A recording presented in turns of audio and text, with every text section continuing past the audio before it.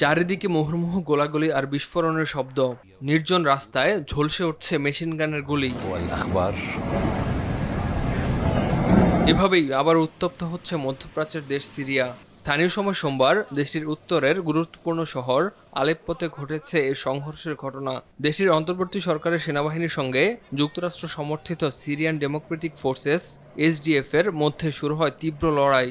সংঘর্ষ ছড়িয়ে পড়ে শহরের শেখ মাকসুদ ও আশরাফিয়া এলাকায়। এক বিবৃতিতে এসডিএফ জানায়, অন্তর্বর্তী সরকারের ঘনিষ্ঠ বিভিন্ন সশস্ত্র গোষ্ঠী মাঝারি ও ভারী অস্ত্র ব্যবহার করে শেখ মাকসুদ ও আশরাফিয়া এলাকায় হামলা চালায়। তাদের অভিযোগ, আলেপ্পোতে ইন্টারনাল সিকিউরিটি ফোর্সেসের একটি চেকপয়েন্টে হামলার পরই এ সংঘর্ষ শুরু হয়। এসডিএফ আরও দাবি করে, আত্মরক্ষার জন্য স্থানীয় বাসিন্দা ও নিরাপত্তা বাহিনী সতর্কতামূলক ব্যবস্থা নিয়েছে। অন্যদিকে সিরিয়ার রাষ্ট্রীয় সংবাদ সংস্থা সানা জানায়, আশরাফিয়া এলাকায় ইন্টারনাল সিকিউরিটি ফোর্সেস ও সিরিয়ান আরব আর্মির অবস্থানে আকস্মিক হামলা চালায় এসডিএফ। এতে নিরাপত্তা ও সামরিক বাহিনীর সদস্যরা হতাহত হন।